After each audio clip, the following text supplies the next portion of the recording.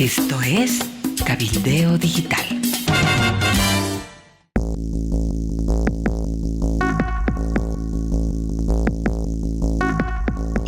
Hola amigos del planeta, ¿cómo están?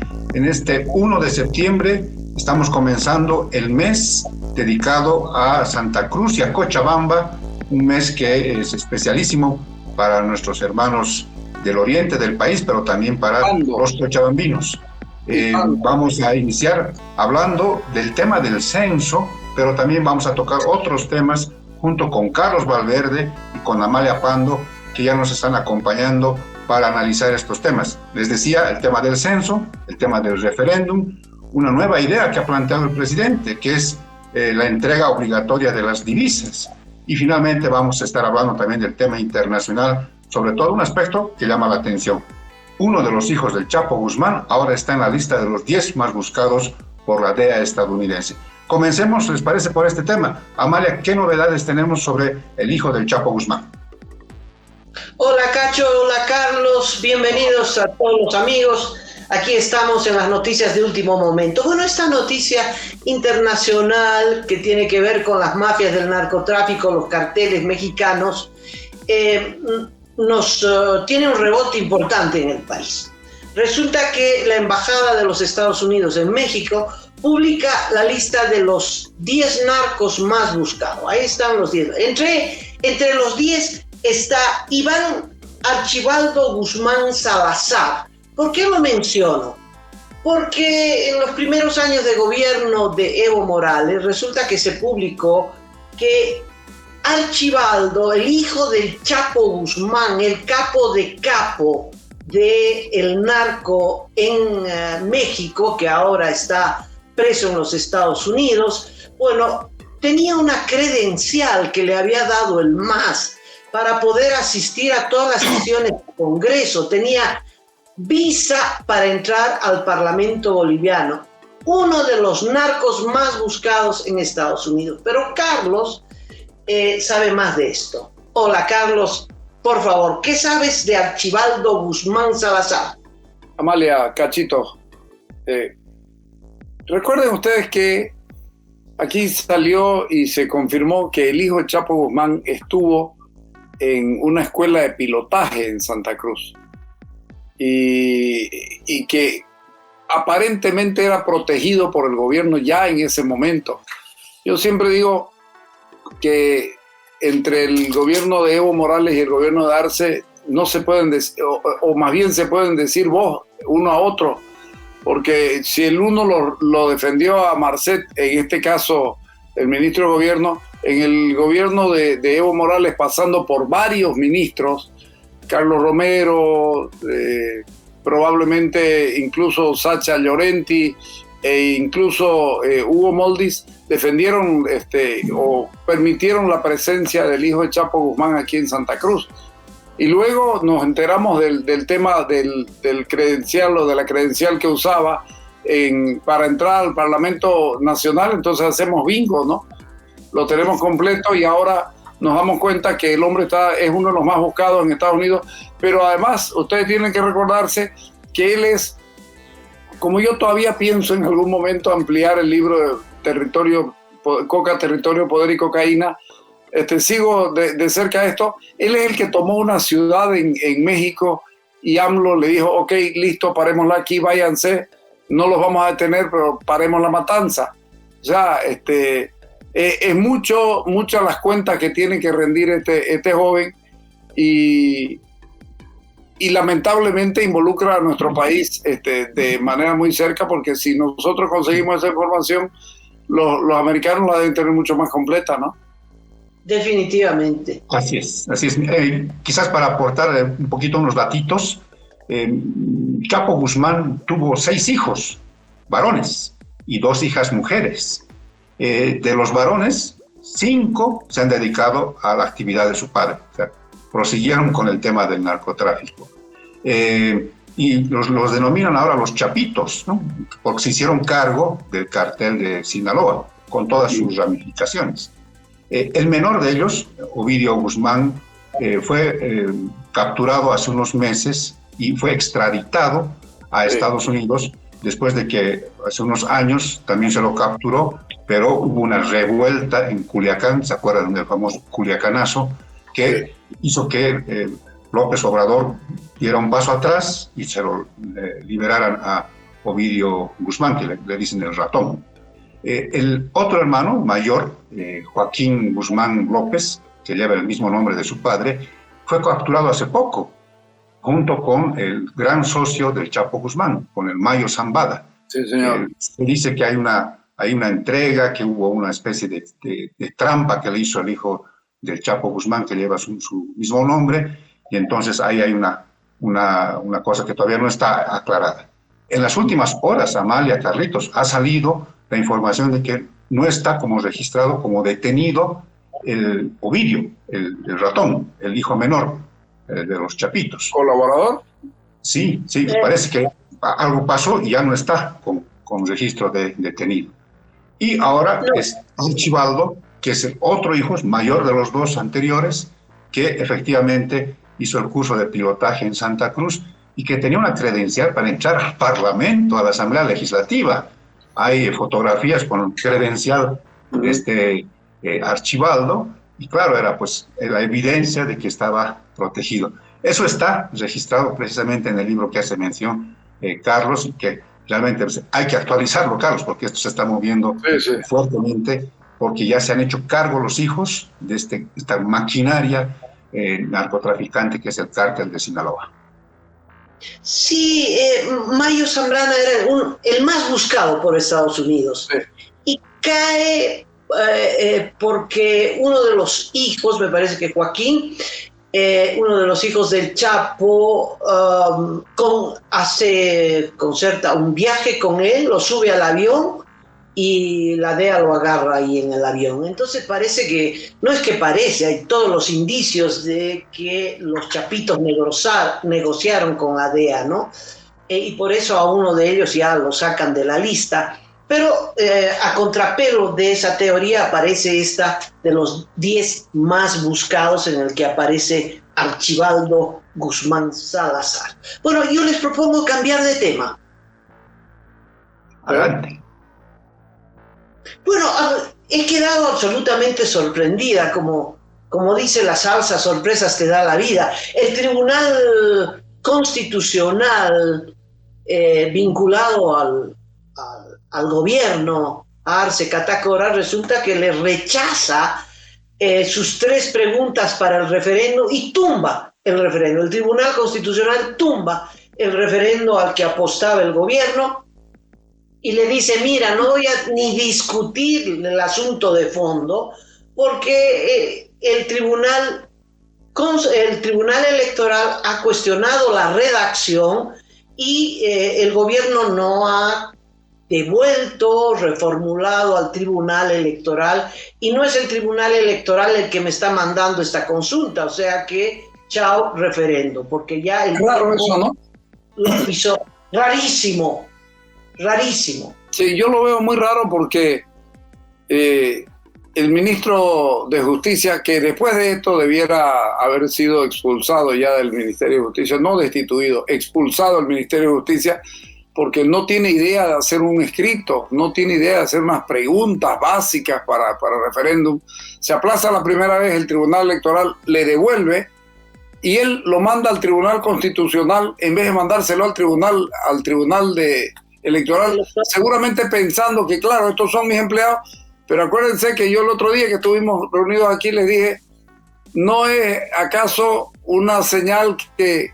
Y para mí va la información que me dieron va cierta? El Tribunal Constitucional le dijo, ustedes nos están cambiando y quieren que le aprobemos todo. Aquí pueden haber cambios importantísimos. Ya le cruzaron el referéndum, y ¿qué le queda al gobierno? No hay cómo, por lo menos en la fecha, lo haga el referéndum, y si no es en esta fecha no va a ser nunca más. Porque además tienen rechazo, tendrían que proponer una nueva redacción y creo que ya no tienen tiempo. Creo que se aplazaron y que el presidente, si es inteligente, lo echa a Iván Manolo y dice, bueno, la culpa fue de que nos metió a una aventura sin sentido, ¿no? Porque es bueno para echar culpas ajenas, ¿no? Fíjate lo que está haciendo con Evo Morales. Pero algo, creo que eso no va a ocurrir, Carlitos, porque parece que más bien esto estaba planificado, ¿no? Leí tu columna de este domingo y me quedó esta sensación, ¿no? De que este es un gobierno que vive de los efectos o los golpes de efecto mediático, ¿no? Sí. Compra tiempo haciendo este tipo de cosas. Lo dijo en el 6 de agosto, Carlitos Amalia. Sí. No lo dijo en una declaración pública, en una conferencia de prensa, no, eso fue planificado para que ese día el presidente anuncie el famoso referéndum.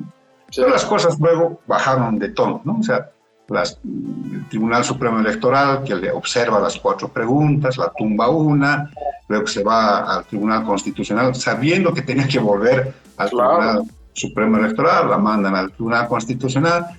Como tú dices, Carlitos, Iván Manolo dice, ya no nos vamos a referir al tema, hemos decidido guardar silencio hasta que salga el dictamen del Tribunal Constitucional. Sale ¿sí? Y Amalia, este es un detalle, Amalia, bien importante. El presidente ha hablado de todo en estos días. Censo, ha hecho una larga entrevista sobre Evo Morales, sobre las divisas, sobre el litio, sobre varias cosas. No dice nada sobre el tema del referéndum.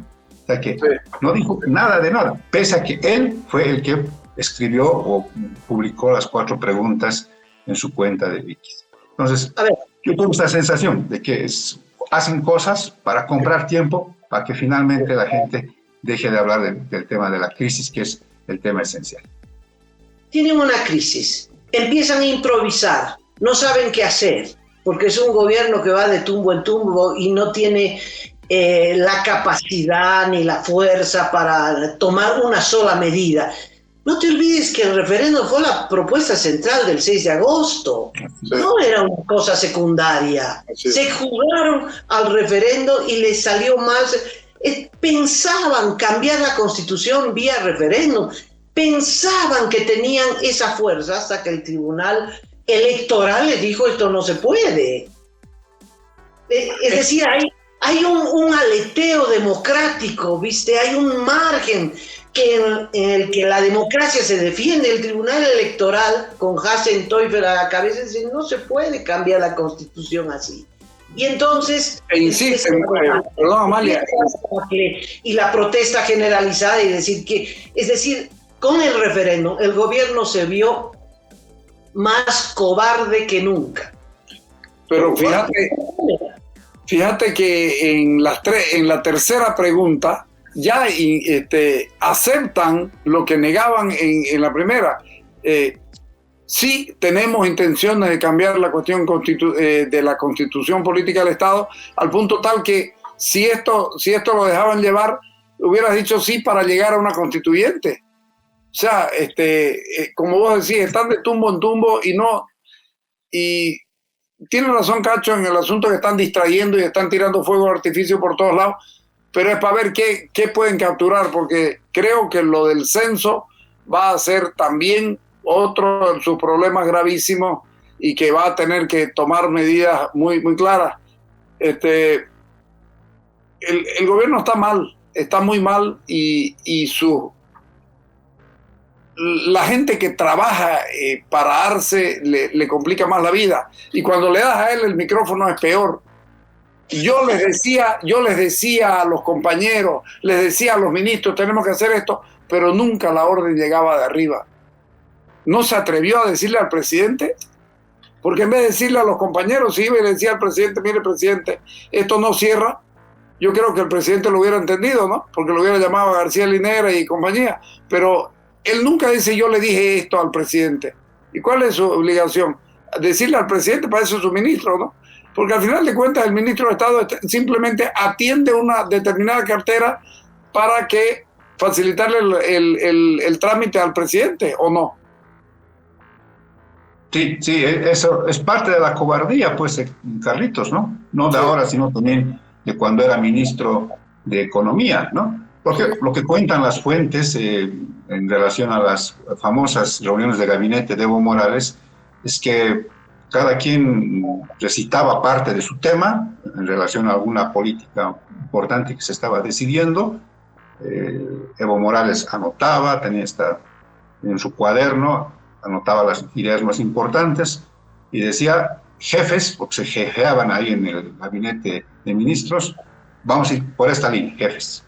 Sí, ¿no? Todos, no había margen para, de alguna manera, sí habían algunos personajes que tenían esta posibilidad de retrucarle.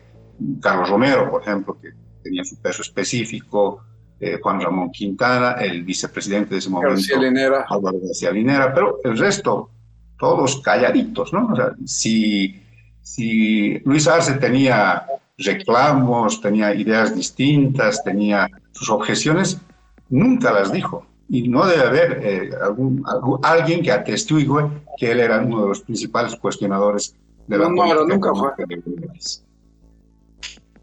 Bueno, parece que las cosas también funcionan acá, con la diferencia que Arce dice no hagan nada, porque la consigna es no hacer nada, que el país se vaya a pique solito, sin piloto, ¿no? A propósito de eso, ¿has visto, Carlos, cómo será la reacción en el empresariado cruceño? Control de divisas. ¿Qué dijo? No pedimos control de divisas, solamente pedimos que nos entreguen todas las divisas. Y llegado el momento vamos a tomar, puede que tomemos esa determinación, dijo. Eso dijo, ¿no? Entrega obligatoria de divisas. Pero no es lo mismo que control de divisas. Hazme el favor. Es peor. Una cosa es controlarlas y otra cosa es obligarte a que las entregues. No, es decir, refleja que ya no da más.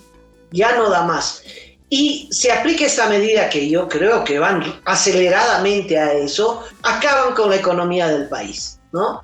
Porque es ponerle freno de mano a la economía, más que freno de mano, es un freno en seco, ¿no? Ningún exportador va a poder trabajar. Ahí se acabó las exportaciones. Podrán recaudar el primer mes, pero ya no el segundo. Sí, y fíjate que las medidas tomadas, esta liberación de impuestos para que traigan lo que les dé la gana, y las divisas, sin plata no hay posibilidad de hacer importaciones legales, o más bien por el conducto normal. La verdad es que esto está muy mal, y coincido con vos.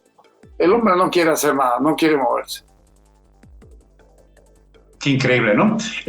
Reitero esta pregunta, Carlitos, que hacía Amalia. ¿Has tenido algún tipo de reacción del empresariado cruceño? No he escuchado nada hasta ahora. Hasta ahora no he escuchado nada de fondo. Es importante saber cómo van a reaccionar, ¿no? Porque incluso hasta suena suerte de engaño, ¿no? O sea, los llevan, los sientan, les hacen firmar acuerdos, qué sé yo, y después les salen con esto. Sí. No, es una especie de manía engañosa en la que se está, ya es un hábito de parte del gobierno de tratar con los empresarios, con los otros sectores. Carlos, quiero aprovechar tu presencia para consultarte esto. ¿Qué pasó con el chofer al que sancionaron por sacar un video del diésel?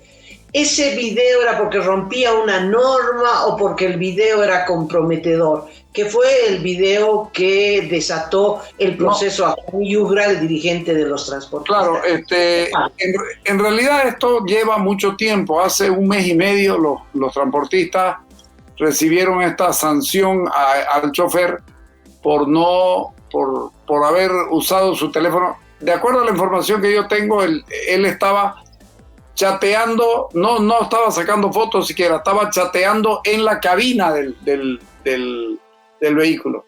Lo encontraron y lo sacaron y le dijeron: usted está prohibido de por vida, siendo que hay un reglamento. Bueno, antes, cuando Yacimiento era una institución seria, cada vez que vos entrabas a Yacimiento te tomaba 10 minutos que te enseñen lo que podés hacer y lo que no podés hacer. Entre lo que no podías hacer era sacar fotos en espacios en espacios de tratamientos de gasolina y estas cosas, si no lo podés usar en un surtidor, imagínate vos cómo será ahí el yacimiento, cosa que es entendible. Dice, la primera desobediencia tendrá un castigo de 30 días, la segunda será 90 días y la tercera su retiro definitivo de yacimiento. No se cumplió nada de esto. Hubo 3 cartas que yo las he dado, se las voy a pasar, 3 cartas de los choferes que le piden reuniones para ponerse de acuerdo incluso en temas como este. Yacimiento no contestó nunca y aprovechó el conflicto de que no tienen carburante, no tienen. En este momento en Santa Cruz quedan 4 millones, 5 millones de combustible entre los dos, que te da aproximadamente para un día. Te da para un día y no te da para más. Y están en problemas. Entonces dijeron, usémoslo esto y digamos que está, primero usémoslo esto y lo expulsamos, que fue encontrado haciendo esto. Cuando los choferes protestan sobre el tema, dijeron que estaba borracho. Les voy a pasar la carta del acuerdo entre Yacimientos y los transportistas, donde reconocen que el hombre no estaba borracho y que fue encontrado haciendo actividades que son potencialmente peligrosas, pero que van a conversar sobre eso y van a tener sobre la inducción, se llama, es todo el proceso de enseñanza, se llama inducción, que lo hacen a cualquier persona que entra a Yacimiento. O sea, ese fue otro blef del gobierno que no le salió bien, porque los choferes, lejos de evitar los líos, decidieron potenciarlo y dijeron no vamos a trabajar. Y el que quiera trabaja y el que no quiera no trabaja. Nadie se plegó a esto último de el que quiere trabaja. Todo el mundo decidió no trabajar y el gobierno tuvo que otra vez tirar el retro. Pero como les digo, esto aquí lo tengo en documento y se los voy a pasar, terminando la entrevista se los voy a pasar absolutamente todo y les voy a dar los números de la cantidad de diésel y gasolina que hay hasta el día de ayer. Bárbaro. Hay un meme, y con el meme cambio de tema al tema central de la edición de hoy. El meme dice, no hay gasolina, no hay dólares y no hay cruceños. Fue un hit el meme, ¿no? Es muy buen chiste. Y vamos al tema del censo. El INE finalmente sacó los resultados y hubo una ola de incredulidad, es decir, le tiraron tomates, le tiraron de todo, dice, esto está manipulado, no sirve. Todos los alcaldes, inclusive los sospechosos de ser amigos del gobierno, todos, unanimidad. El censo unificó al país entero, todos en contra del censo. Hay datos de nacimientos y de funciones, en fin, las cifras no cuadran. No cuadran. Yo quisiera consultarle a Carlos, si me permites, Cachito, a ver qué dice, y sobre la intervención de de Carlos conversamos. Antes que nada, permítanme recordarle lo siguiente. El año 2012, en Chile, hubo un censo. Y el presidente Piñera dijo, este es el mejor censo de la historia de Chile. Gracias. Y luego resultó que tenía 9% de error con las proyecciones censales y Piñera decidió dejarlo sin efecto. Hace unos días el presidente Luis Alberto Arce Catacora dijo, este es el mejor censo en la historia del país y tiene un 9% de error frente a las proyecciones censales, pero decide llevarlo adelante. ¿No les parece raro la misma frase, el mejor censo de la historia y el mismo número, y un presidente serio como Piñera decidió dejarlo sin efecto por el error? Y aquí nos están diciendo no hay margen de error en el censo, no se estipula hacer esto. Entonces cuando uno ve, las cosas están graves. Ahora yo les hablo de lo de Santa Cruz. Lo de Santa Cruz es una barbaridad. Resulta que en Santa Cruz nacieron 623.787 personas vivas, porque hubo otros que nacieron muertos. Si eso lo pones al número de muertos, que son 178.578 personas murieron en los mismos 10 años. Eso te hace una suma de 623.787 personas.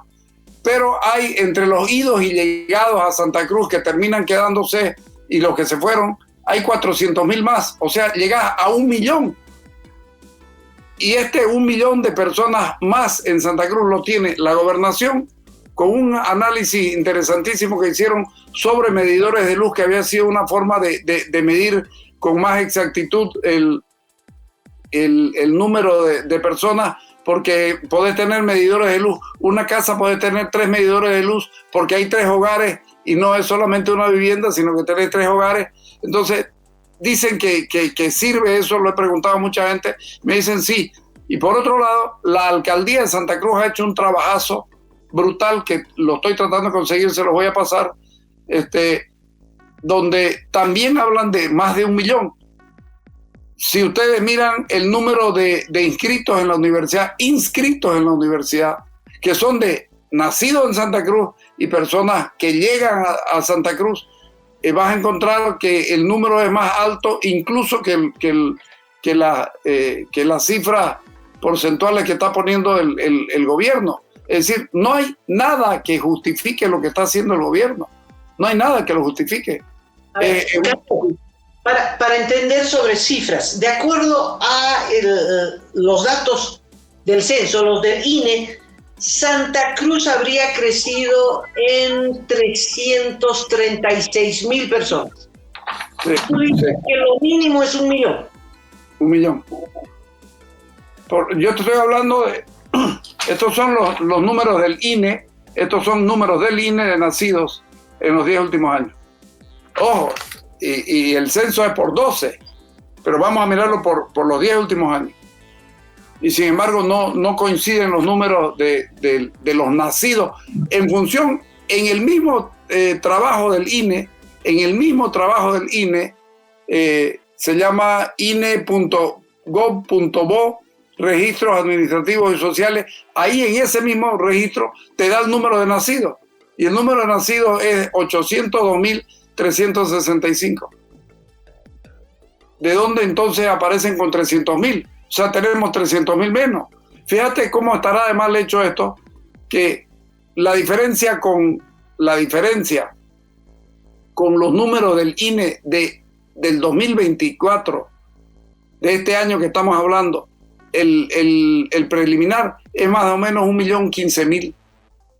La diferencia con el propio documento del INE, y si lo miras con el 2018, todavía son 35.000 más en esa época del 2018 que la actual.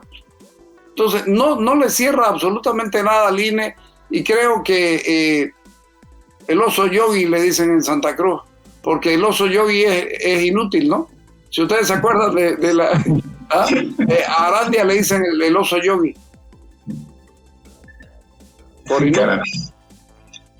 Pero esto está comenzando, Amalia, Carlitos, está comenzando. Se viene la marcha grande, mañana, este lunes, multisectorial en Santa Cruz. Va a haber marchas también en otras partes del país. Y yo creo que si no toman una decisión rápida, esto puede crecer, porque se está hablando de recursos, se está hablando de posibilidades de atender las necesidades que crecen y crecen, pues, sobre todo en los municipios. Sí. ¿Les doy un dato más? Sí, adelante. Fíjense, en Santa Cruz, Santa Cruz tenía 2.77 habitantes por vivienda. En el 2012 eran 3.73. En el 2013 eran 3.4 y ahora son 2.26. O sea, hay condominios en Santa Cruz. La mancha urbana ha crecido. El 2001 teníamos 276.000 hectáreas. Después subimos a 800.000 hectáreas y ahora tenemos más de 1 millón. Y resulta que hay mucho más viviendas construidas, díganme que están vacías. La única explicación es que la gente construyó y se mandó cambiar. Y eso no es posible. No es posible. Los índices de escolaridad, los índices de universidad, los enfermos en los hospitales aumentan, pero progresivamente, y resulta que somos menos. Esto es un absurdo. Fíjense, un dato que me mandó una señora muy seria desde Chuquisaca. Las caídas en los pueblos normalmente con gente son muy altas, y las crecidas son en municipios donde se ha votado por el MAS. Pero les voy a dar, en Sudáñez, el decrecimiento poblacional es de 56.80. Uh-huh. En Mojocoya es del 20.75.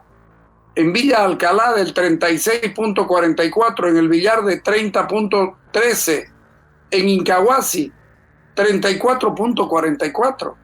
¿Cómo puede ser?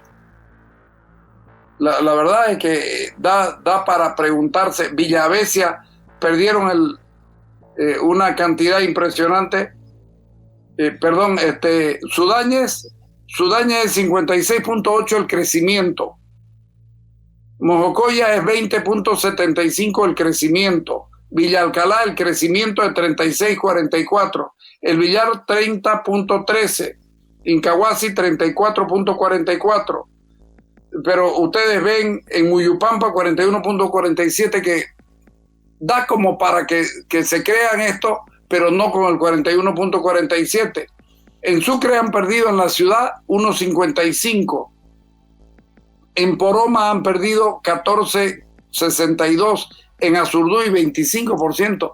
Es decir, la señora que ha trabajado en el INE me dice: don Carlos, esto es imposible. Esto es imposible. Conocemos Sucre, hemos vivido aquí toda la vida y trabajamos en el INE. Estos números no son reales. Carlos, pero es posible que para el censo el movimiento campesino instruyó, bajo toda gama de amenazas, volver a sus comunidades, a los municipios. Hay respuesta. ¿No? En La Paz eso fue muy palpable, y posiblemente en Chuquisaca también. Es decir, localidades que tienen menos población de La Paz se fueron masivamente a sus comunidades. Bueno, hay que discutir eso. A mí lo que me interesa... En Santa Cruz me dice don Juan Pablo Suárez, que es el director del Instituto de Cruceño de Estadística, que está dispuesto a debatir con cualquiera. Me dice, yo lo entrevisté, él me dice: si ha ocurrido eso en Santa Cruz, no llega al 1%. Ya. O sea, no tendría que asustarnos para nada. Eso no es un dato que nos afecta. Sí. A mí el dato que me interesa es el global, es el departamental, ¿no? Y entonces, ¿dónde salta la perdiz? Porque Santa Cruz representaría, de acuerdo a los últimos datos del INE, el 27,5% de la población global. Y La Paz, 26,7%. Es decir, la diferencia entre Santa Cruz y La Paz es 1%. Y eso no puede ser. Yo tampoco creo. Mira, Amalia, te voy a dar con viviendas. El 2001, Santa Cruz representaba el 26% del país, con 468,000 viviendas. El 2012 era el 22.5 con 709,000 viviendas. 2024 se calculan 1.125.000 viviendas, y sin embargo hemos bajado en la representación. Claro, no tiene sentido. Creo que se va a topar con problemas. No sé si leyeron el trabajo de Caínco. Si no, yo se lo paso. Sí, ahí es muy claro. A ver, Cachito. Básicamente reclama que no se esté reflejando, que este censo y sus resultados preliminares no estén reflejando el peso poblacional que tiene Santa Cruz y la actividad económica productiva que se desarrolla en el departamento de Santa Cruz, ¿no? Es un serio cuestionamiento, porque es de alguna manera mostrar una fotografía en blanco y negro, cuando Santa Cruz como región en términos poblacionales y económico-productivos. Ya es una foto a color, pero además en 3D, como se le quiera denominar, para marcar esta diferencia, ¿no? Entonces, yo creo que es de los cuestionamientos más serios que han habido en los últimos días, pero me quedo con esta idea de que esto está comenzando, ¿no? O sea, yo creo que hay todavía argumentos como para generar más reclamos que van a estar pegados, yo creo que ya a la protesta de los sectores que comienza mañana. Yo quiero mencionarles el dato del Alto, que en el occidente es muy decidor. Dice la alcaldesa de Eva Copa, que por supuesto está muy conectada con el gobierno, es parte del esquema gubernamental en términos políticos. Ella protestó mucho en estos días porque ella dice, y es un argumento muy interesante, el Alto tiene ahora 14 distritos, 14 pequeños ayuntamientos en la ciudad del Alto. De esos 14, dice, 2 están por convertirse en urbanos, porque son 4 rurales, pero 2 de esos rurales están por convertirse en urbanos, porque están demandando, está creciendo la mancha urbana, ya prácticamente son distritos urbanos. ¿Qué voy a hacer cuando me demanden atención en salud, desayuno escolar, cuestiones de educación, seguridad ciudadana, iluminación? No voy a poder atender nada, porque la expectativa que tenía el Alto era sobrepasar incluso el 1.000.000 de habitantes, y ahora tiene 880.000, según los datos preliminares. Fíjate. Otro aspecto, querido Carlitos, es que el decrecimiento en algunos municipios rurales, sobre todo, va a generar que tengan que bajar el número de concejales. A lo mínimo, que son 5 concejales. Hay municipios con 7 concejales, pero como han decrecido, entonces tienen que bajar obligadamente a 5 concejales. Eso va a generar un problema político también. Las cosas no las están viendo, yo creo que en su real dimensión, y reitero esto que les mencioné hace un momento. Creo que esto recién está comenzando y creo que el gobierno no está preparado para encarar este tema. A mí me llama la atención la alcaldesa de Pando que dice, de Cobija, quiero decir, no, está bien, si esto es así, que sea. Y Pando tiene una diferencia de 43.072 personas que tendrían que tener de más y tienen de menos. Eso significa el 33%. Y la señora dice que está bien, que no hay que hacerse problema. ¿Y cómo va a atender el número faltante? Porque el número faltante está ahí. Está ahí. El número faltante está ahí. Yo me pregunto, Santa Cruz, ¿cómo va a ser? El otro día conversaba con una persona y me dice, tendremos pues medio que inscribir al colegio solamente a los nacidos en Santa Cruz. Habida cuenta que no llegó nadie en el censo, no llegó nadie, tendríamos que inscribir solamente a los nacidos en Santa Cruz, que vayan a la universidad solamente los nacidos en Santa Cruz y que se hagan atender en los hospitales solamente los nacidos en Santa Cruz. Entonces le digo, ¿no estás hablando en serio? No, me dice, no estoy hablando en serio, pero pudiera llegarse. O sea que sería una catástrofe, porque los hospitales en Santa Cruz no dan abasto así como estamos con el número que tenemos, no dan abasto. Si tenés que reducir tu ingreso, la alcaldía de Santa Cruz dice que la capital tiene 1.600.000, le faltan 450.000, casi 500.000. ¿Cómo van a hacer para atender en salud y en educación? ¿Cómo van a justificar los colegios que quieren hacer si teóricamente tienen menos, pero nosotros sabemos que cada vez más la gente que quiere ir a los colegios? Entonces, creo que el gobierno está jugando con fuego, lo que no entiendo para qué. Para armarse un conflicto artificial. Eso sí, ese 1.000.000 de personas, para mí, y esto es muy particular, para mí ese 1.000.000 de personas están esperando para la elección y están esperando también para la repartición de dinero.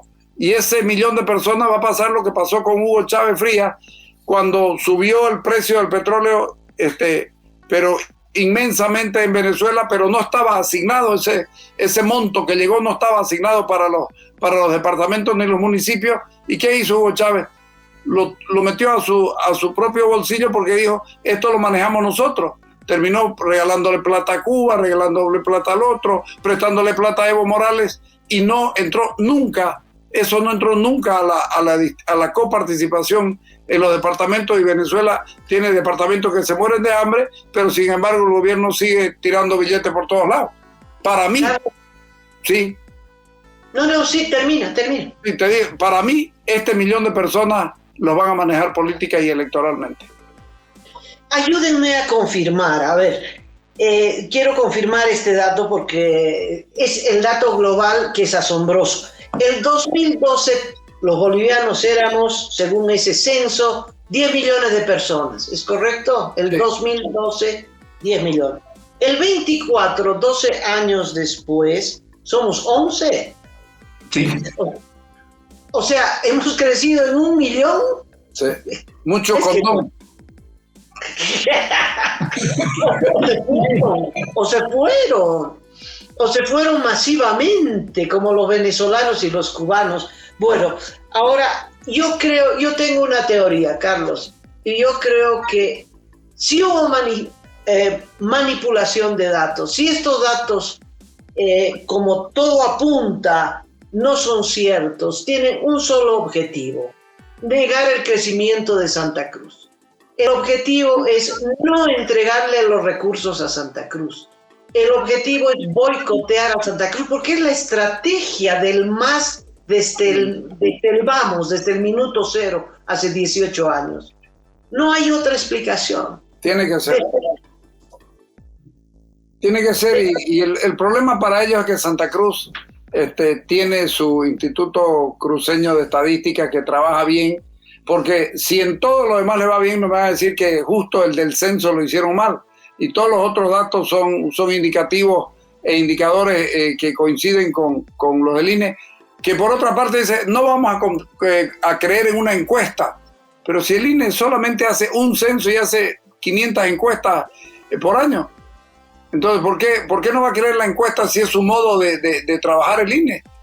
Al final de cuentas trabaja en estadística. Creo que puede ser lo que vos estás diciendo, y que se van a topar con un hueso duro de roer, porque aquí nosotros tenemos nuestros datos bien hechos y hay formas de pelear, que nos digan cómo puede crecer tanto el agro en tanto tiempo, en los mismos 12 años, y no crecer la población. Es un absurdo lo que está planteando el gobierno. No, en todos los estamentos en los que uno busque, el gobierno está mal. Y siguiendo esta línea de razonamiento, Carlitos de Amalia, de que la estrategia podría ser perjudicar política y económicamente a Santa Cruz, quizás, y con los argumentos que tú señalas y con los que tiene la institucionalidad cruceña, habría que tomar contacto rápidamente con otros departamentos, porque a costa de esta estrategia de perjudicar a Santa Cruz, está perjudicando también a varios departamentos, ¿no? Claro. Para que no se note mucho, digamos, esta diferencia que se quiere hacer con Santa Cruz. Entonces está reduciendo, está haciendo cosas también con 1 millón de habitantes que han dejado de existir. Entonces yo creo que hay que tomar rápidamente contacto con otros departamentos, con otros municipios que también están en una situación parecida y que, claro, no van a tener cómo atender las crecientes necesidades, sobre todo en los municipios grandes del país, ¿no? Hay un agravante en relación a lo que decía Carlos con el ejemplo de Venezuela, que acá no se puede dar, porque yo creo que la disminución manipulada de la población, del crecimiento poblacional en Bolivia, tiene que ver con el que el gobierno no tiene ya que distribuir, Carlos. Ya no hay IDH, es decir, el gobierno no tiene cómo aportar nada a los departamentos que más crecieron, menos a Santa Cruz. Yo no sé qué van a hacer, porque como ustedes reflejaron, el crecimiento poblacional demanda salud, educación, en fin, demanda presupuesto. El gobierno no tiene para distribuir nada, ni siquiera para embolsillarse nada. aunque sigue haciendo locuras como aumentar los salarios en un 8% a 14 empresas estatales. Una locura, ¿no? Entonces, yo creo que vamos a ir a un conflicto social muy grande, más que el referendo, más que el diésel, más que los dólares. ¿Sabes por qué? Porque Santa Cruz y el país apoyando tuvo un conflicto de 36 días. Sí. No es poca cosa.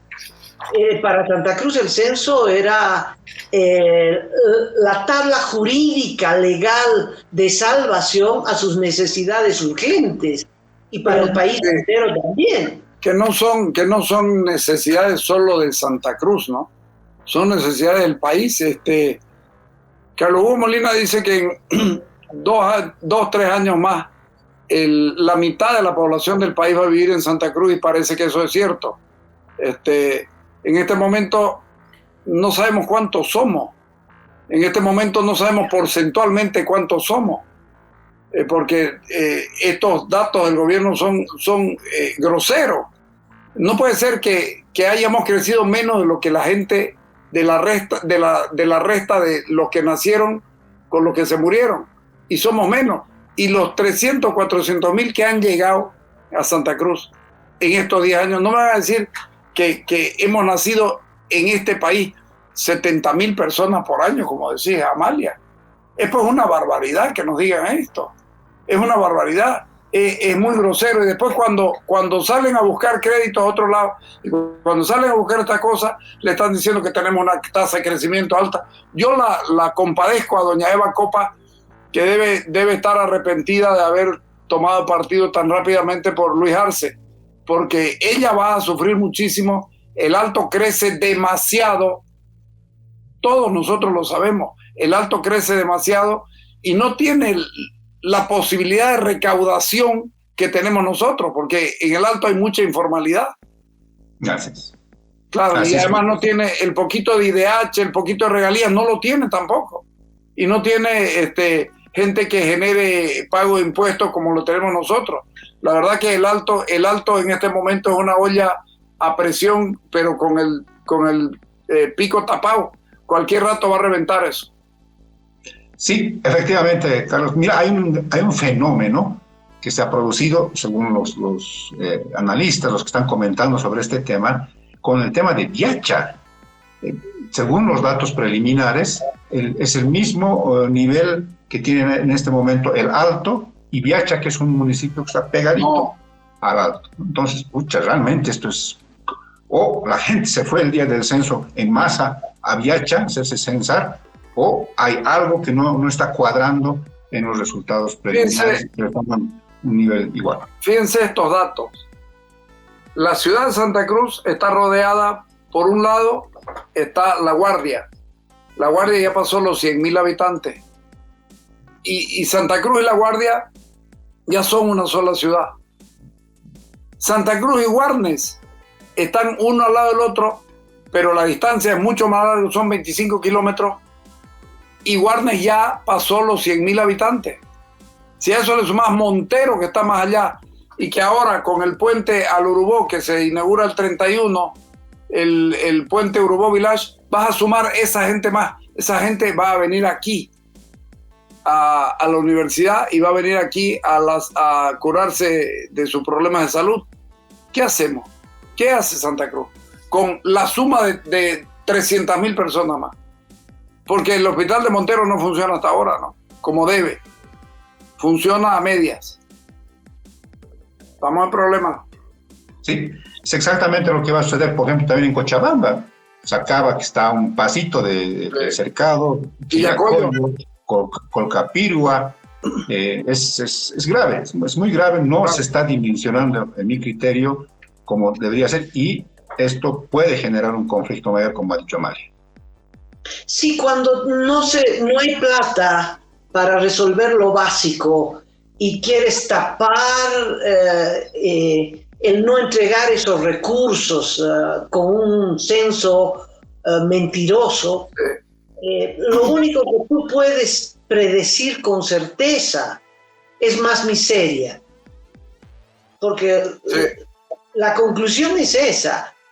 No más hospitales, peor atención en las escuelas, en fin, todo va a una situación de empobrecimiento generalizado. Esto es lo que se puede anunciar. De acuerdo. Difícil situación para el conjunto del país, pero sobre todo para Santa Cruz, que ya comienza sus celebraciones de la efeméride cruceña. Me imagino que los discursos van a estar apuntando también a este tipo de dificultades que atañe al gobernador Mario Aguilera, al alcalde Johnny Fernández y a los otros burgomaestres de ciudades menores. Y mañana hay la gran marcha multisectorial en Santa Cruz, pero también en otras ciudades del país. El martes, Carlitos, tengo entendido que se hace la asamblea de la cruceñidad para encarar cómo técnicamente se puede demostrar que esto es un fraude, como ha dicho el gobernador encarcelado don Luis Fernando Camacho. Y en La Paz también hay una convocatoria a la asamblea de la paceñidad el martes para escuchar los datos y seguramente para encaminar